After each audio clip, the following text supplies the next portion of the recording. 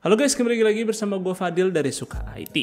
Dan bisa kalian lihat sekarang gue menggunakan setup baru lagi karena ternyata di rumah teman gue itu gue lebih nyaman untuk menggunakannya sebagai setup podcast. Dan gue pribadi lebih nyaman untuk membawa konten berita mingguan ini di kamar gue sendiri. Ya semoga aja kalian juga ikut nyaman ya dengan setup baru ini. Dan untuk berita kali ini kayaknya sih cukup banyak yang menarik. Dan mungkin beberapa di antara berita ini mungkin kalian sudah pernah mendengarnya karena berita yang gue bawa kali ini itu campuran ya dari berita beberapa minggu yang lalu. Dan untuk berita yang pertama ini datang dari Intel. Dan bagi kalian yang udah penasaran banget nih mengenai GPU Arc yang mana Intel tuh masih minim info ya semenjak event mereka dari saat CES 2022 kemarin. Nah pada akhirnya bulan ini Intel akan buka-bukaan soal GPU Arc tersebut. Tepatnya pada sebuah event A New Stage of the Game yang diselenggarakan pada tanggal 30 Maret nanti jam 8 pagi waktu setempat. Dan kalau di Indonesia sendiri sih nanti kira-kira akan tayang pada jam 10 malam ya berdasarkan perhitungan Pacific Time ke WIB. Nah tetapi yang diumumkan ini adalah GPU laptop terlebih dahulu. Dan mungkin kalian pasti bertanya-tanya nih kenapa sih GPU laptop dahulu bukan GPU desktop. Dan untungnya nih Intel mau menjawab pertanyaan tersebut. Melalui Lisa Pierce, yaitu seorang Vice President Divisi GPU Intel, beliau menjawab 3 pertanyaan teratas yang ditanyakan semenjak acara CES 2022 kemarin. Ya salah satunya ya kenapa sih rilis GPU Arc untuk laptop dahulu bukan desktop dulu. Dan berdasarkan jawaban beliau, platform laptop ini dipilih terlebih dahulu supaya GPU Arc bisa bekerja dengan baik dengan hardware lainnya seperti CPU, media, display, I/O, dan lain-lain. Ya menurut gue sih ini cukup wajar ya mengingat GPU Arc ini kan baru ya dan Intel juga sebagai pendatang baru. Jadi dengan merilis GPU Arc di platform laptop mungkin akan mempermudah optimalisasi GPU Arc tersebut pada saat day one launch. Dan ini bisa menjadi fondasi yang cukup baik untuk implementasi GPU Arc ke depannya. Gue rasa ini adalah langkah Intel untuk meminimalisir masalah saat post launch, apalagi kita tahu platform desktop tersebut kan kombinasi hardware-nya tuh bermacam-macam ya. Dan kita sudah pernah melihat masalah ini terjadi pada GPU AMD saat launch RDNA 1. Dan waktu itu drivernya cukup bermasalah sih bagi banyak konsumen. Dan mungkin ini dengan alasan tersebut Intel lebih memilih untuk rilis laptop terlebih dahulu dan nantinya Intel bisa mengambil data sebanyak-banyaknya dan kedepannya saat GPU desktop rilis itu drivernya udah siap, platformnya udah siap. Jadi Intel nih udah lebih oke lah ketika GPU desktop ini datang di kemudian hari. Selain itu, Lisa Pierce juga mengkonfirmasi rumor salah satu penamaan GPU Intel Arc, yaitu A370M. Dan beliau juga memberikan ekspektasi peningkatan hingga 2 kali lipat dari GPU tersebut jika dibandingkan dengan GPU Intel Integrated Graphics saat ini. Dan pernyataan tersebut disampaikan pada sebuah tes game Metro Exodus yang digunakan pada setting medium di resolusi 1080p. Dan untuk platform yang dites itu bisa kalian lihat sebagai berikut. Ya intinya sih mereka menguji pada 2 sistem dengan CPU Alder Lake, tapi satunya ini kan seri H ya dan satunya lagi seri P yang tentunya kan punya TDP yang cukup berbeda ya. Tapi sih semoga aja klaim performa ini tidak hanya pada game saja melainkan juga pada pekerjaan lainnya yang sama-sama membutuhkan GPU dan kita akan lihat lagi nanti detailnya mengenai GPU Arc ini pada saat acara yang Intel adakan nanti di 30 Maret. Oke, selanjutnya kabar gembira bagi kalian yang menanti-nantikan ingin merakit PC dengan harga terjangkau. Karena AMD dikabarkan akan merilis 6 buah CPU baru untuk platform AM4. Dan harganya juga terbilang cukup lumayan terjangkau. Dan tiga diantaranya merupakan CPU Zen 2 dan 3-nya lagi merupakan CPU Zen 3. Berdasarkan Tech Power Up sih ada 3 CPU yang sebenarnya merupakan APU yang GPU integratednya itu di-disable seperti Ryzen 3 4100 dan Ryzen 5 4500 yang sebenarnya ini merupakan APU Renoir.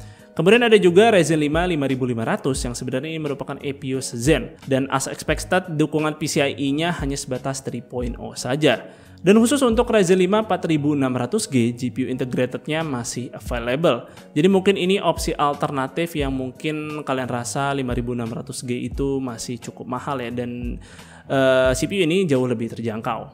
Nah, sayang sekali di sini AMD tidak merilis CPU Ryzen 3 yang berbasis arsitektur Zen 3. Walaupun sebenarnya sih ada Ryzen 3 5300G, tapi itu sebenarnya untuk OEM, jadi kalian mungkin tidak bisa mendapatkan CPU tersebut secara terpisah. Dan di sini malah kita dikasih Ryzen 3 4100 yang masih berbasis arsitektur Zen 2. Ya, tapi pokoknya setidaknya opsi CPU ini akan menambah variasi CPU terjangkau, karena makin kesini kan kita tahu ya CPU AMD itu makin nggak bersahabat untuk kaum kere hore. Apalagi saat Zen 3 pertama kali rilis itu AMD cuma ngasih CPU termurah di harga $299 alias 4 jutaan. Jadi bagi kalian nih yang ngebet banget pengen rakit PC dengan CPU AMD dengan harga terjangkau, mungkin ini kesempatan bagi kalian. Satu lagi di sini AMD juga merilis CPU Ryzen dengan teknologi terbaru yaitu 3D V-Cache pada Ryzen 7 5800X 3D. Yang sebelumnya AMD sempat mengklaim CPU ini punya performa gaming yang sedikit lebih unggul dari Core i9 12900K pada saat demo di CES 2022 kemarin. Walaupun begitu, sangat disayangkan ya CPU Ryzen yang dengan teknologi yang cukup unik ini tidak bisa di overclock karena cache-nya ini membutuhkan voltase yang cukup spesifik. Pokoknya sih dengan begitu, ketujuh CPU ini kemungkinan akan menjadi penutup untuk platform AM4. Sebelum di akhir tahun 2022 ini, AMD akan merilis CPU Zen 4 dan membawa platform baru yaitu AM5.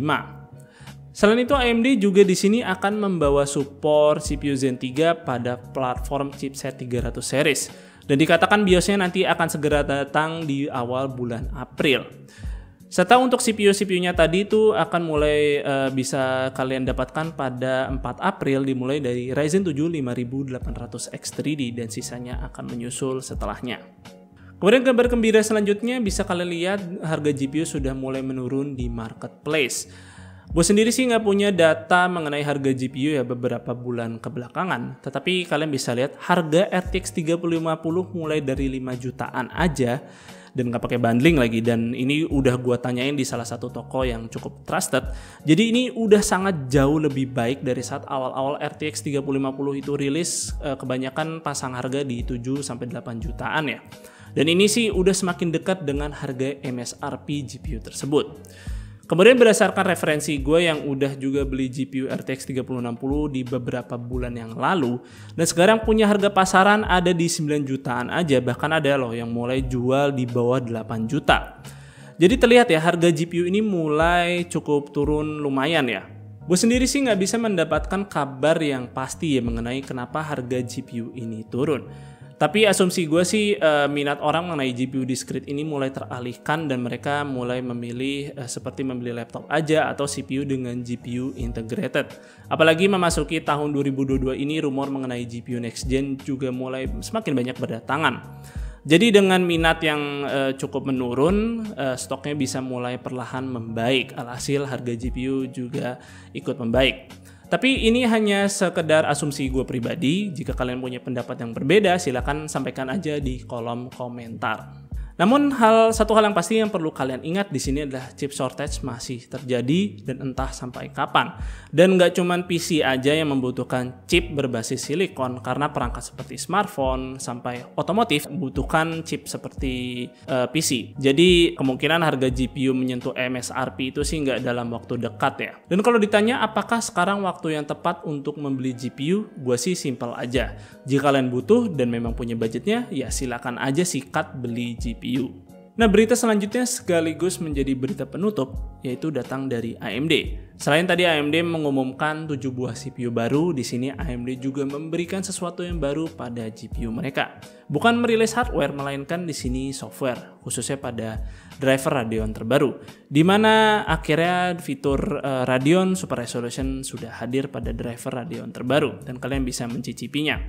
Dan dimana kalian mungkin sudah pernah melihatnya pada saat demo CES 2022 kemarin. Singkatnya, Radeon Super Resolution ini atau disingkat sebagai RSR sebenarnya merupakan fitur FSR yang bisa kita enable via driver GPU. Jadi kita bisa mengaktifkan FSR pada game apapun sekalipun game itu belum mendukung FSR. Mungkin kalian pengguna GPU AMD sudah familiar dengan fitur Radeon Image Sharpening, kira-kira implementasinya RSR ini cukup mirip.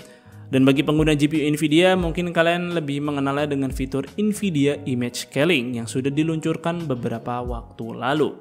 Kira-kira seperti itulah implementasinya. Namun karena ini driver level, tentu fitur RSR ini cukup terbatas ya, dan hanya mendukung GPU discrete sekelas RX 5000 series ke atas saja. Dan tidak seperti FSR yang hampir mendukung lebih banyak GPU lagi, bahkan GPU non-AMD sekalipun. Mungkin nanti kedepannya AMD akan merilis update untuk mendukung GPU integrated seperti Radeon Vega atau RDNA 2 yang baru, atau juga GPU RX 500 series yang berbasis Polaris ya. Semoga aja ya nanti kedepannya akan datang. Kemudian selain RSR, di sini AMD juga membawa pembaruan pada FSR, di mana nantinya AMD akan merilis versi 2.0-nya. AMD sendiri mendemokannya pada kanal YouTube mereka menggunakan game Deathloop, dan sebenarnya cukup sulit sih untuk membedakan FSR 2.0 ini pada sebuah video YouTube ya, karena kan di situ ada kompresi ya di sana. Tetapi untungnya di sini AMD membagikan screenshot side by side dari demo tersebut pada website resmi mereka. Menurut gue sih pada mode quality FSR 2.0 tidak begitu memberikan banyak perbedaan ya dari pendahulunya. Tetapi pada mode performance baru terlihat nih peningkatan yang cukup signifikan.